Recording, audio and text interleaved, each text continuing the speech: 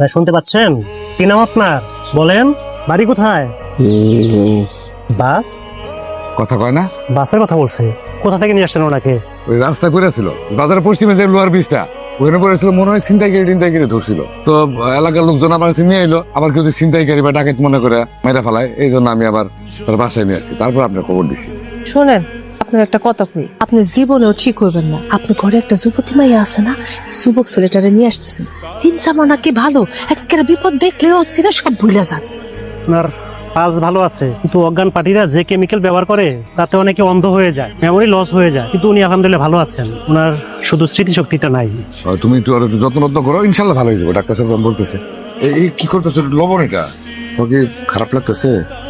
ভালো লাগতেছে না, আপনারা আশ্রয় দিচ্ছেন, ছেলের মতো করে পালতেছেন, পরিচয় নেই, পরিচয় দিচ্ছেন, আমি ঠিক আছি। শোনো, তোমার যদি কোনো সমস্যা হয় আমার বলবো, আর কোনো কিছু যদি লাগে একটু শরম পাইবা না, মুখ খুলে বলে ফেলাইবা, মনে করবে না নিজের বাড়ি, ঠিক আছে? মা, তুই ওরে মেন গ্রামটা ঘুরে দেখা নিয়ে ওদের একটু ভালো লাগতো।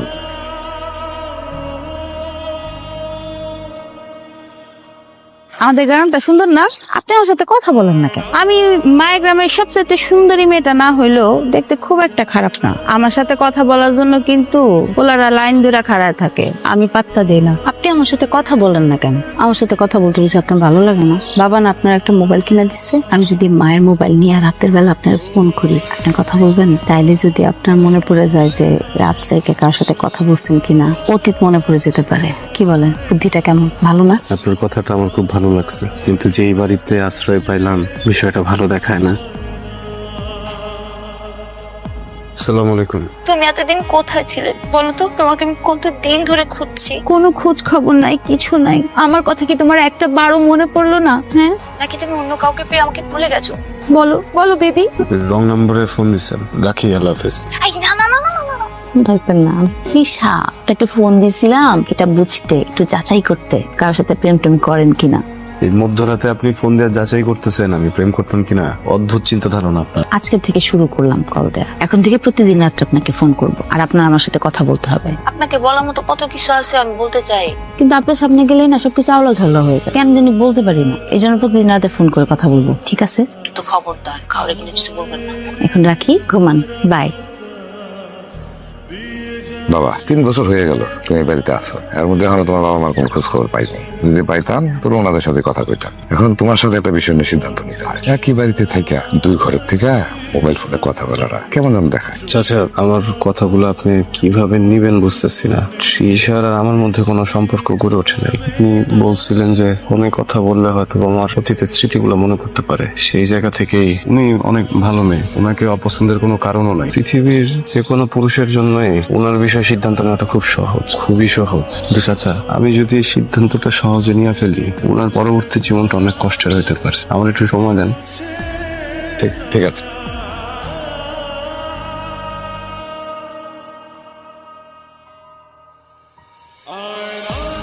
আপনি আমার সাথে থাকলে আমার এই 2 আনার জীবনে পৃথিবীর যত মায়া আছে সমস্ত মায়া জোনাকির মতো ফুটে। আপনি এইসব কথা বলেন না তৃষা, আপনি কখন আমার ফোনও দিয়ে না। চাচা চাচি এই ফোনের বিষয়টা জেনে গেছেন, তারা কি ভাবতেছে আপনি জানেন? জানি না, জানতেও চাই না। আমি শুধু জানি আমার এই জঘন্য কঠিন জীবনটা যদি একটু সহজ হয় সেটা আপনার জন্য হতে পারে। আপনার জন্য আমার মায়া প্রতিদিন বাড়তেছে, খালি হারিয়ে যেতেছে। কেন বুঝতেছেন না তৃষা? তুমি ভালো একজন মেয়ে, আমি জানি আমার একটা অতীত আছে, তোমার অতীতটা কি তা আমি জানি না, শুধু শুধু মায়া বাড়াইতেছে। আমি চাই না আপনি কষ্ট পান। মনের আলো নিভে যাওয়ার থেকে মোমবাতির আলো নিভে যাওয়ার সহজ।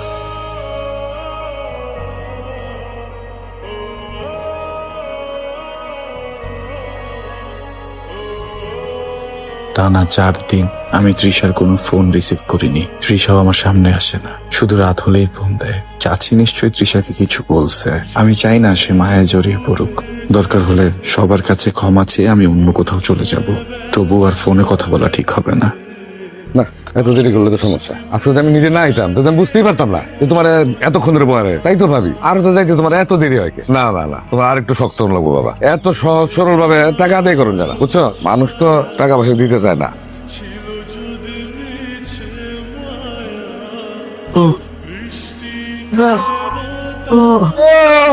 আরে মাথার ভিতরে কেমন ব্যথা ব্যথা করতেছে। বাবা, কি হয়েছে তোমার?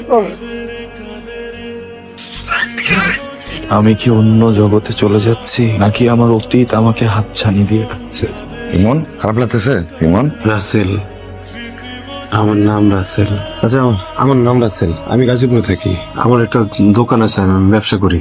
ঘটনার দিন আমি মানিকগঞ্জ যেতেছিলাম, বন্ধুর বোনের বিয়া। বাসে করে একটু দূর যাওয়ার পরে কয়েকটা লোক এসে পাশে দাঁড়াইলো। এরপর কিছু মনে নেই। আচ্ছা, আমি বাড়ি যাবো। আমার মা আছে, আমার বউ আছে, একটা বাচ্চা। কতদিন আমি সব মনে পড়ছে? আমি বাড়ি যাবো। স্যার, আমার মন টিকতেছে না। আমার সবকিছু মনে পড়ে গেছে। শুকর আলহামদুলিল্লাহ, আল্লাহ তোমার স্মৃতি ফেরত দিছে। আমি এখনই বাড়ি যেতে চাই। এখন রাত হয়ে গেছে বাবা, সকালে তোমার সব ব্যবস্থা করে দেবো, তুমি কোনো চিন্তা করো না। এত অস্থির না, সকাল হোক, সকাল হয়ে তোমার পাঠাই দেবো।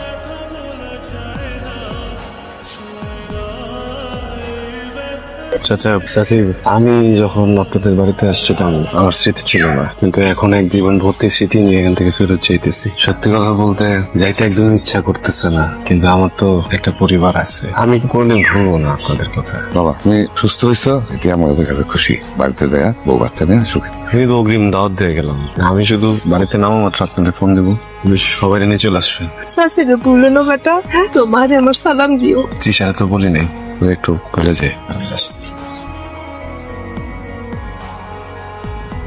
ভুল করে মাফ করে দিন চাচা। ঠিক আছে, যাও। ঈশা, আমি তোমাদের প্রতি অনেক কৃতজ্ঞ, তোমাদের কোনোদিনই ভুলবো না। খেয়াল রেখো, আর আমাদের বাড়িতে যাবা কিন্তু। আগে ভাবিকে নিয়ে আসেন, তারপর যাবো। কাঁদতেছো কেন? আগেই বলছিলাম মায়া আবার এলে অদ্ভুত ভাবে কাঁদতে হবে। আসলে কান্না তো মানুষটার জন্য না, মানুষটার সাথে মায়া যখন স্মৃতির জন্য পায়, এই যন্ত্রণায় কাতরাইতে হয়, রূপাটা কান্না আসে। মানুষ বড়ই অদ্ভুত, সেভাবে সে ভালোবাসায় কাঁদতেছে, কিন্তু সে তো কাঁদে মায়ায়। কখনো কখনো ভালোবাসায় না, প্রেমের জন্য না, খালি মানুষটার জন্য খারাপ লাগে।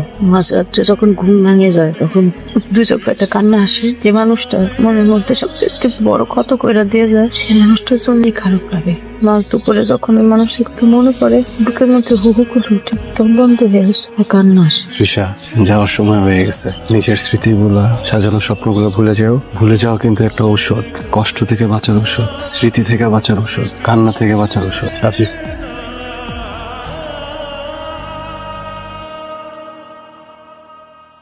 মা, কেডা? মা,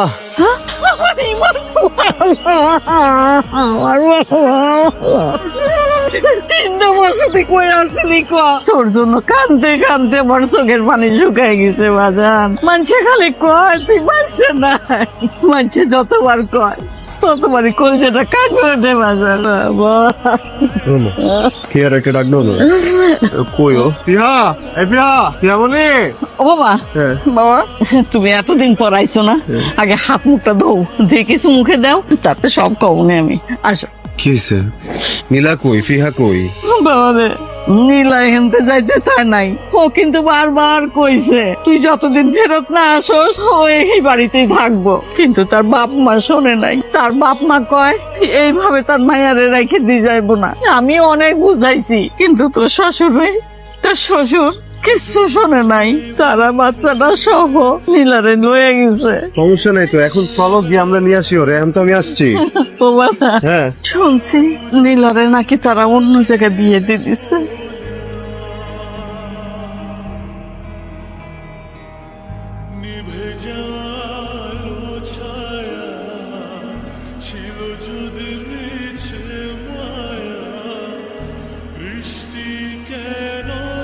তৃষা, তুমি কেমন আছো? ভালো আছি, আপনি কেমন আছেন? চাচা আছে, আসেনি? ওনারা কালকে আসবে, আমি আগেই চলে আসলাম। ভালো করছি না? হুম। ভাবি কই, ডাকেন ওনারে। ও, আমি তো অনেকদিন ছিলাম না বাড়িতে। এই মাঝে নীলার বাবা মা ওরা অন্য জায়গায় বিয়ে করে দিচ্ছে। আপনার অনেক কষ্ট হইতেছেন। আপন মানুষের বিচ্ছেদের যন্ত্রণা তো হবেই, এটাই স্বাভাবিক, কিন্তু খবর নিয়ে দেখলাম সে অনেক ভালো আছে। মানুষ খুবই অদ্ভুত, একবার যদি করে ভালোবেসে ফেলাও, এরপরে সে সাথে থাকুক আর না থাকুক, সে ভালো আছে দেখলেই ভালো লাগে। কষ্টটা এখন আর পাত্তা দিতেছি না। আমি আছি, নিজের মতো আছি। বুঝতে পারতেছি আপনি যে কারণে যে মায়ের টানে চলে আসছিলেন, সেই কারণটা তো এখন আর নাই, যে মানুষটা আপনার আর নাই। আপনার জীবনে কি আমাকে একটু জায়গা দেওয়া যাবে এখন? পাগলের মতো কথা বলতেছো তুমি। আমার জীবনের গল্প শেষ, তোমার জীবনের গল্প তো এখনো শুরুই হয় নাই। কেন জোর করে এই কষ্টের জীবন আসবা, এই বিচ্ছেদের জীবন আসবা বলো? হ্যাঁ শোনো, হয়তোবা সাথে নাই, পাশে নাই, কিন্তু বিয়ে তো করছিলাম একবার, সন্তান আছে। আমি তো কখনোই কাউরে আমার সম্পূর্ণটা দিতে পারবো না। আমি ভাগ হয়ে গেছি। তুমি অনেক ভালো একটা মেয়ে, এই ভাগের জীবনে আইসো না। তুমি তো বোঝো, যথেষ্ট বোঝো। আপনি আমার যে কারণে রেখে চলে আসলেন সেই কারণটা আমি মানে নিছিলাম, কিন্তু এখন তো ওই কারণটা নাই। আপনি যদি এখন অকারণে আমাকে ফেরত দেন তাহলে আমি মনে করব যে আমার আপনি কোনো দিনই পছন্দ করেন নাই।